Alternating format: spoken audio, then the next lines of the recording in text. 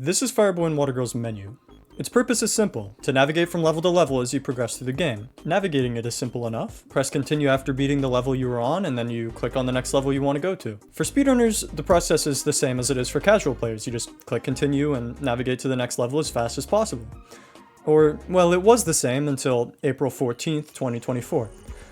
I was having a normal stream, just like any other, and a regular viewer of mine who goes by Edsploration was watching my stream while I was considering trying to learn beating the game blindfolded. Well, mainly he saw how I was struggling to find the position of the level on the menu, and that's when he told me about a unique thing in Flash games.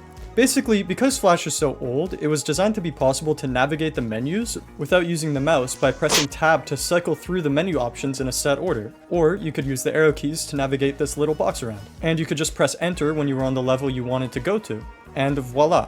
It was now much easier to navigate the menus without being able to see the game.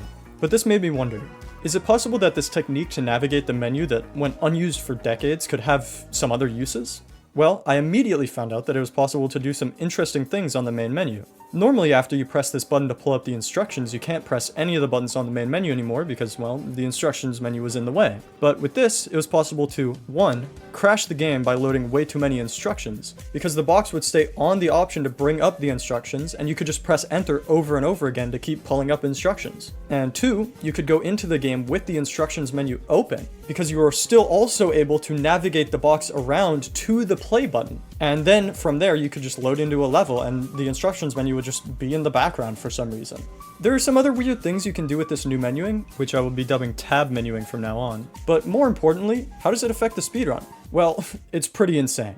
Remember earlier how I mentioned we would have to wait for this menu to come down so we could press continue to go to the next level? Well, it's actually possible to press the continue button as it comes down. It's just very hard to do so.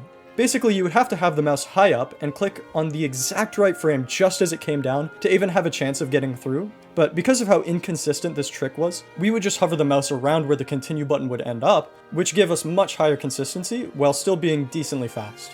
And then of course just move the mouse over to the next level. Tab menuing changes things in two major ways. For one, by holding shift down and pressing tab 3 times, it navigates through off-screen buttons that you can't press up to this gem that normally opens the pause menu. And then the second the level completion screen comes down, you can do this. Basically, because the box you navigate stays locked on whatever menu option you navigate it to, you can navigate it to the continue button the frame it appears. And by pressing enter, it brings you out to the level map as if you had clicked on continue with your mouse. Now, if it were just that, it would be a decent discovery. Saving a fraction of a second doesn't seem like that big of a deal, but across 32 levels, it builds up to seconds saved. But of course, there's more. Because the mouse no longer needs to be moved to the middle to press continue, you can put it wherever you want. Even say, over the next level. Basically, where you would normally have to press continue and drag the mouse all the way to the next level after pressing continue, now you can simply just click down on the mouse immediately after pressing enter to exit the level, saving even more time on top of the previous time save. For reference, the rough estimate of my time spent in menus from my pre-tab menuing 1-player world record was 1 minute and 56 seconds, whereas my current best time has a menuing time of only 1 minute and 48. Considering I only started implementing tab menuing into my runs about a month ago, 8 seconds is an insanely huge time save. Like, that's time save on par with some of the biggest skips in the game. The craziest part is that it doesn't end there.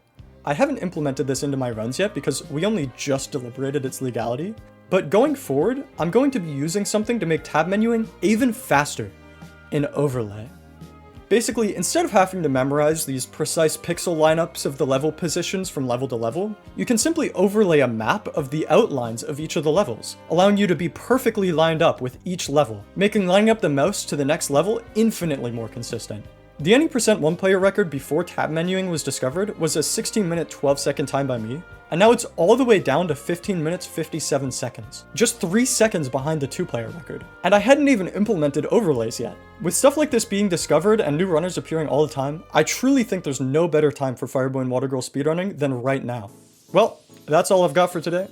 Thanks to those of you who watched all the way through. Oh, and I've got a few video ideas planned, and I'm streaming 1-player runs of the game here on YouTube all the time, so if you want to stick around and drop a sub, or even like the video, it's greatly appreciated. All the support really does mean the world to me. Alright, thanks again for watching, have a good day.